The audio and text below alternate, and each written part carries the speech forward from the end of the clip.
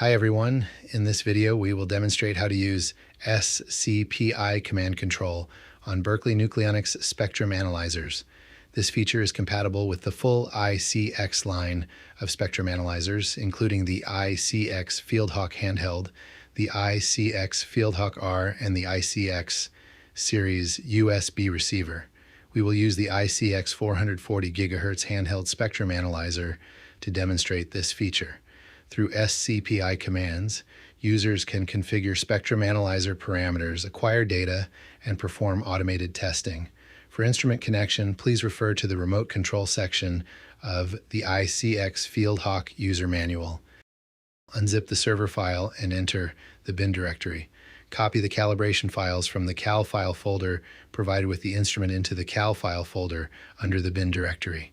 Return to the server directory and double-click install.exe to complete the installation.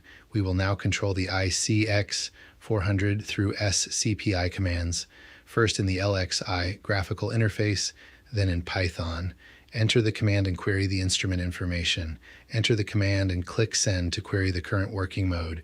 Enter the command and click Send to switch to IQS mode.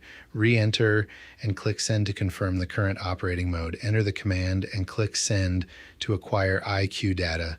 For more commands and operations, refer to the LXI remote control section of the SCPI user guide. Now in Python, press the Windows key plus R, type CMD and press enter. In the command prompt, enter pip install PIVisa to install the PyVisa library. Open VS Code and create a new .py file with the following code. This queries and opens the available devices. Query the device information, query the current operating mode, switch to IQS mode, and confirm the mode. Acquire IQ data, set and verify.